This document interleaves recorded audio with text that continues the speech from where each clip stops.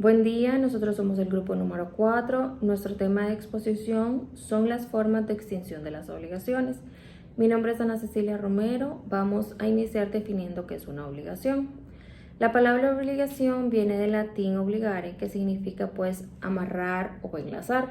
Si eso lo relacionamos con derecho, podemos decir que es el vínculo que se tiene entre el deudor y el acreedor en forma recíproca. Y pues de esa relación nacen obligaciones, ya sean de dar, hacer o de no hacer. Ya sabemos que las obligaciones pues nacen de la ley, pero también pueden derivarse de situaciones que sean contractuales o extracontractuales. Las obligaciones pues son un elemento fundamental en cualquier tipo de transacción y sobre todo en las transacciones legales, ya que pues establece ese vínculo, esa responsabilidad, ese compromiso entre las partes involucradas, pero como todo, hay una parte en que llega a su fin. Y a eso es a lo que se conoce como extinción de las obligaciones. Es importante pues que sepamos el por qué y el cómo y cuándo dejan de existir esas obligaciones que se han adquirido, ya que esta forma permite que las partes involucradas cumplan con los compromisos establecidos de manera efectiva y que eviten sanciones o consecuencias legales a futuros.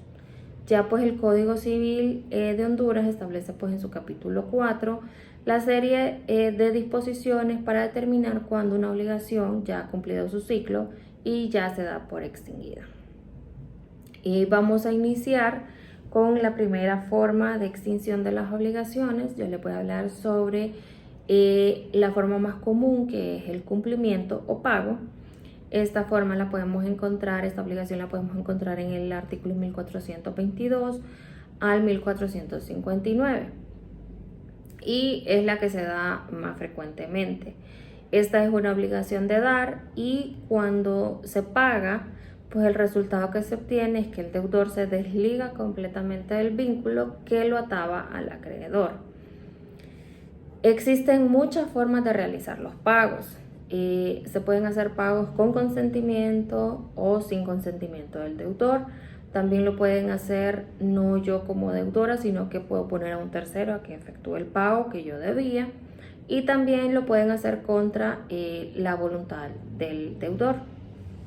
Hay algo muy importante que se debe tener en cuenta en este tipo de obligación, es que siempre debe existir un comprobante.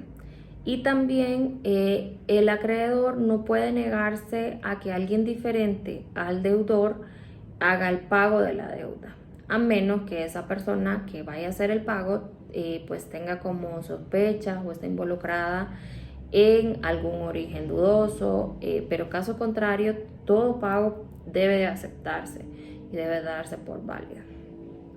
Hay una forma que no es el pago como por ejemplo en efectivo, sino que también se puede dar el pago se llama cesión de bienes.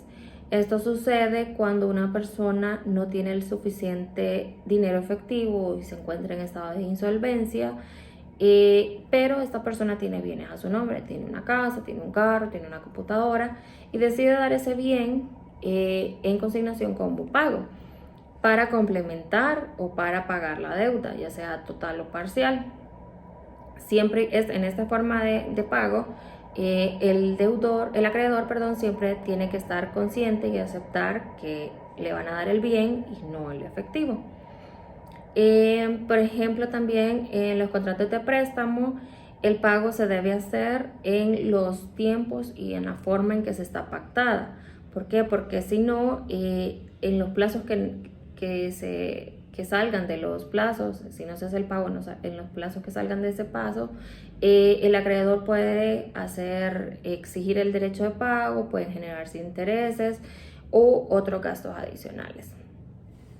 Y pues en toda transacción es importante que quede documentado la forma de pago, si es en efectivo, pues hacer un recibo como comprobante o utilizar los medios de los bancos, ya sean transacciones electrónicas o ventanillas, para tener respaldo de nuestro pago.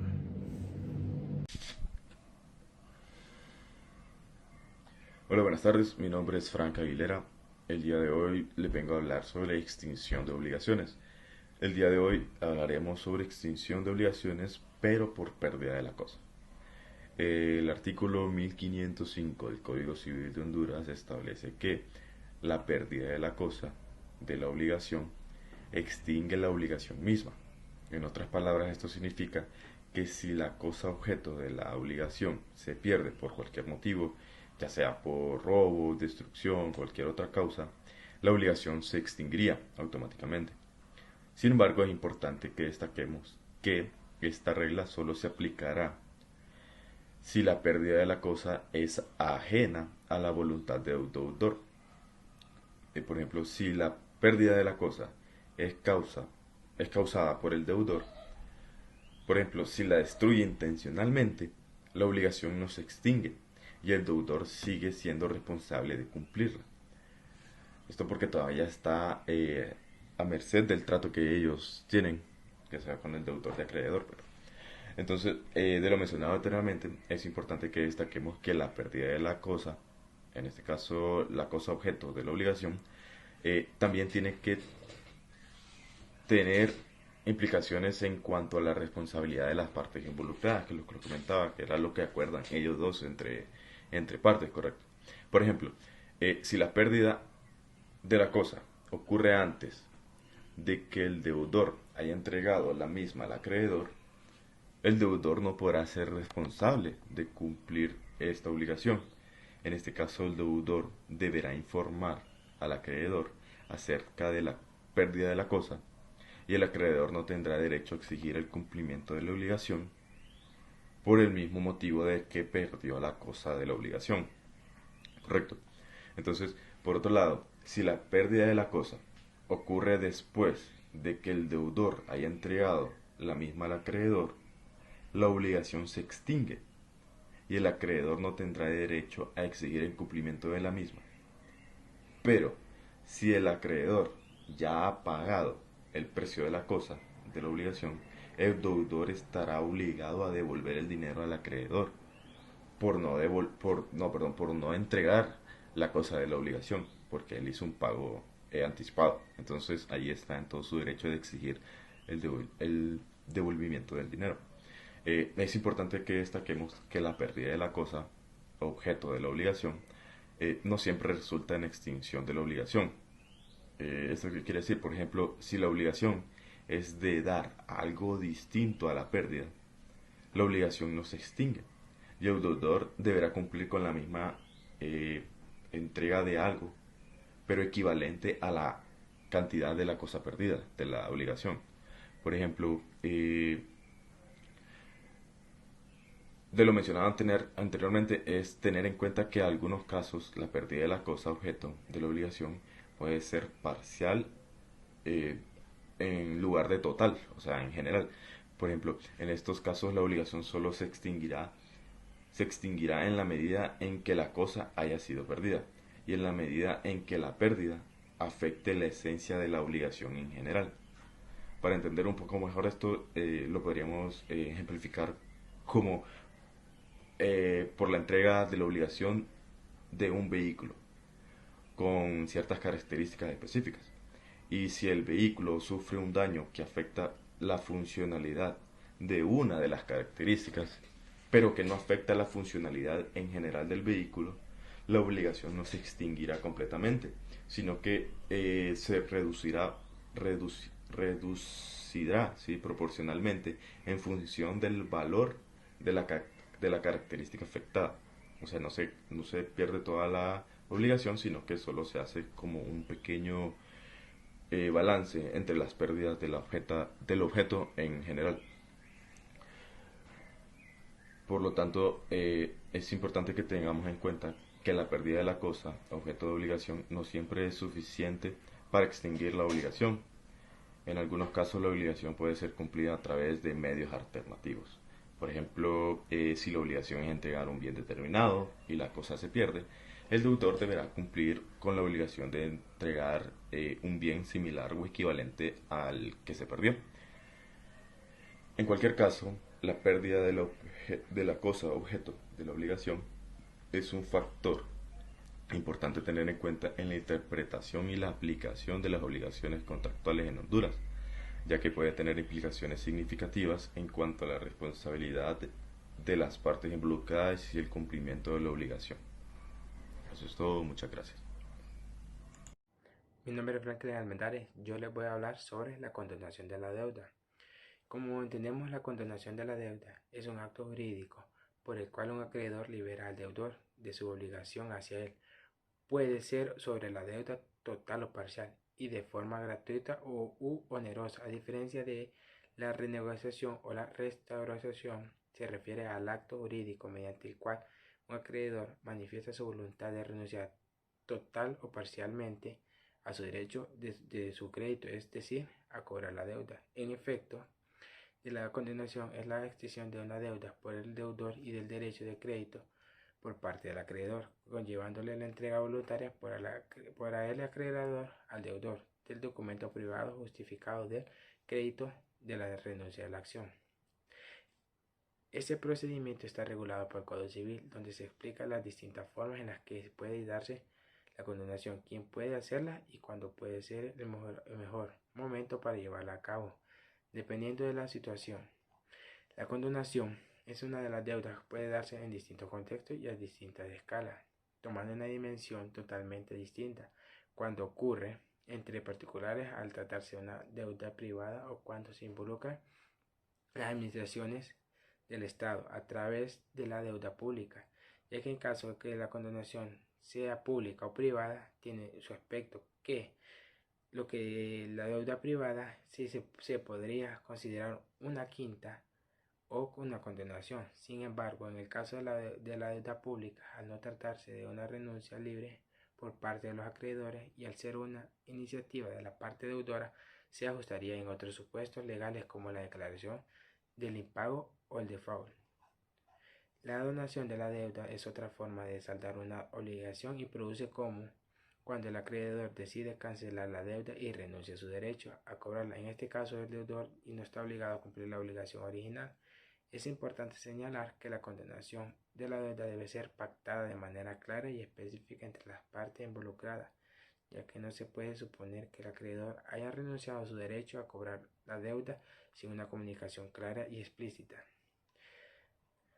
Si bien sabemos que la condonación de la deuda puede ser de forma efectiva de pagar las obligaciones, puede tener implicaciones fiscales para el deudor en algunos casos. El alivio de la deuda puede considerarse ingreso para el deudor y por lo tanto puede estar sujeto a los impuestos. Y como tenemos las formas de condonación, está la condonación expresa, la tácita y la condonación de la deuda principal. Como condonación expresa es la que se hace formalmente manifestando al acreedor su voluntad de perdonar la deuda, se ajusta a las formas de donación. La condonación tácita. Ciertos hechos por los cuales el acreedor hace suponer razonablemente su intención de renuncia de un derecho de crédito. Y con la condonación de la deuda principal es la que exige las obligaciones accesorias para esta se dejará subsistir a la primera. En caso de existir una obligación principal y otras accesorias, la condonación de la deuda principal se extinguirá a las obligaciones accesorias por las que será susceptible a la primera. Por último, debemos diferenciar la condonación de la deuda de otros modos de extinción de las obligaciones como es el reconocimiento de deuda, pues una cosa es que el deudor se niegue a reconocer que debe hacer algo y otra bien distinta que el acreedor perdone el pago de la deuda. Igualmente, no puede confundirse con la compensación de deudas que requiere que dos personas sean por derecho propio acreedores de una ley a otra. Solo produce la extinción de las obligaciones en cantidad concurrente. Hola, soy Melissa Murillo y voy a hacer mención sobre la compensación. ¿Qué es la compensación? La compensación es un mecanismo legal que permite la extinción de las obligaciones cuando dos personas son deudoras y acreedoras recíprocamente. Si éstas cumplen ciertos requisitos legales, las deudas se compensan entre sí y se extinguen automáticamente, evitando así una necesidad de un pago real. Es una forma de liquidar una obligación y esta ocurre cuando el deudor y el acreedor están endeudados entre sí y ambos líquidos están vencidos. En este caso, ambas deudas se extinguen y se consideran reembolsadas. Es importante señalar que cuando este tipo de pago solo puede ocurrir cuando ambas deudas son exigibles, es decir, que cuando se conoce el monto de la deuda y la obligación ya están vencidos, la conciliación puede ser una forma efectiva de saldar deudas porque esta permite que ambas partes paguen sus deudas al mismo tiempo. Sin embargo, la compensación es para que sea válida y efectiva es importante que se cumplan requisitos legales. El incumplimiento de estos requisitos puede tener una consecuencia legal para ambas partes. El Código Civil nos dicta las clases de compensación. Entre ellas tenemos la compensación legal, que es la que se produce por simple ministerio de la ley, sin una intervención alguna de las partes. La compensación convencional o voluntaria, que es aquella que depende exclusivamente de la voluntad de las partes. Esta prohibición expresa legalmente y judicial, y la compensación judicial, que esta se dictamina mediante una sentencia sin la necesidad de que se cumplan anteriormente requisitos legales. Las deudas que no son compensables según el Código Civil son aquellas que las obligaciones provienen de un depósito y las obligaciones del depositario o comodatario no son válidas. Las deudas por alimentos de título gratuito. También podemos hacer mención de los efectos de la compensación, que entre estos están que si la compensación son de igual valor ambas deudas, estas se extinguen. También las prendas hipotecarias y las finanzas que se garantizan, las obligaciones extinguidas, estas también se extinguen. También podemos mencionar los intereses de los créditos extinguidos, dejan de correr de una forma inmediata, y también son desiguales cuando se extingue la deuda menor y subsiste la otra con una deducción del importe menor. Muchas gracias. Buenas tardes, abogada. Mi nombre es María de los Ángeles Cruz Reyes y hablaré sobre la confusión. La confusión ocurre cuando las cualidades del acreedor y deudor se unen en una misma persona. Esto puede suceder, por ejemplo, cuando el deudor se convierte en el heredero del acreedor, o cuando el acreedor adquiere la empresa del deudor. En tales casos, la obligación se extingue debido a la pérdida de la dualidad del sujeto es necesaria para mantenerla. Si ha vencido el plazo legal para que el acreedor exija el pago. En Honduras, el plazo de prescripción de las finanzas es de 10 años. Es importante recordar que la ley solo interviene si el acreedor no ejerce su derecho a cobrar la deuda dentro del plazo legal y el deudor desconoce la deuda durante el plazo. Es importante que los deudores sean conscientes de sus obligaciones y requisitos legales, porque si no cumplen con sus obligaciones, las deudas quedan vencidas y pagadas. A continuación presentaré algunos ejemplos. Cuando se produce la confusión, las obligaciones se extinguen automáticamente debido a que no tiene sentido que una misma persona se deba a sí misma. Hablaremos de la fusión de empresa. ¿Cuándo ocurre la fusión de empresa? Fusión de empresa. Cuando dos o más empresas se fusionan en una sola entidad legal. Es posible que existan obligaciones pendientes entre ellas. Si después de la fusión de una empresa se convierte en acreedor y deudora de sí misma, obligaciones, la confusión se produce y dicha obligación se extingue. Sucesiones. ¿Qué sucede en el caso de sucesiones? En los casos de sucesiones testamentarias, si una persona es nombrada como heredero y también el deudor de alguna obligación pendiente, el fallecido, se produce confusión y la obligación se extingue. Cuando sucede la adquisición de deuda propia, si una persona adquiere una deuda que previamente tenía con otra persona, se produce la confusión y la obligación se extingue. Daré un ejemplo de mi autoría. Supongamos que María es dueña de una pequeña empresa y tiene deuda pendiente con su amigo Saúl, pero Saúl también es socio de la empresa de María y tiene una participación en sí misma. En este caso, María y Saúl son personas diferentes, con roles diferentes. María es el deudor y Saúl es el acreedor. Sin embargo, si María decide vender su participación a la empresa de Saúl y Saúl acepta la oferta, se produce la confusión. Ahora María y Saúl son la misma persona, ya que Saúl es propietario de la empresa y al mismo tiempo es el acreedor de la deuda pendiente. Como resultado, la obligación se extingue por confusión, ya que no tiene sentido que Saúl se deba dinero a sí mismo. Es importante destacar que la confusión solo puede ocurrir cuando las cualidades del acreedor y deudor se reúnen en una sola persona por actos voluntarios. Además, la confusión debe ser real y no ficticia. Es decir, debe haber una unión efectiva de las cualidades y no simple representación jurídica. Cuando se produce la confusión, la obligación se extingue automáticamente por la unión de las cualidades de una persona, lo que significa que el deudor y el acreedor se convierten en una misma persona.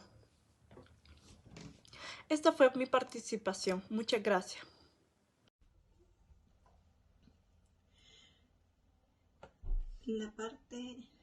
Hablaré sobre la novación. La novación es una de las causas de extinción de las obligaciones. Esto concurre cuando las partes involucradas acuerdan modificar los términos de las obligaciones originales mediante un nuevo contrato. No es un adendum, sino que mediante un nuevo contrato. La obligación anterior se extingue, o sea que el primer contrato que uno tenía, eso se termina y es reemplazada por el nuevo contrato. Eso significa la novación, o sea, hacer el cambio. El contrato anterior se extingue y se reemplaza por el nuevo contrato, la nueva obligación que se forma modificando los términos acordados anteriormente. Para que pueda... y también es importante que las partes involucradas acuerden de manera clara, específicos los términos de la novación para evitar confusiones, malentendidos en el futuro, porque hubo un cambio en el contrato anterior y en el nuevo contrato. Entonces debe ser clara bajo la validación de las leyes, o sea, bajo las condiciones establecidas por la ley. Para la novación tiene ciertos requisitos. Los requisitos para que sea válido el nuevo contrato de la novación: validez de ambas obligaciones, diferencia sustancial entre ambas obligaciones. Dentro de eso cuentan elementos esenciales: sujeto, objeto, causas o nuevas modalidades. Todo eso debe de considerar en el nuevo contrato, en nueva obligación.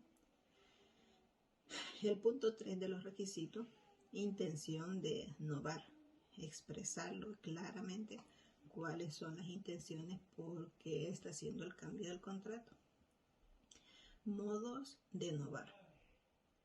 Modos de novar el contrato, la obligación, variando el sujeto o las condiciones principales de la obligación, sustituyendo la persona del deudor, subrogando a un tercero en los derechos de acreedor. O sea, estos 3 puntos principales son los modos de novar el contrato por la que te está haciendo el cambio, no sé, por la que uno está reemplazando el contrato, las obligaciones. Esos son los modos.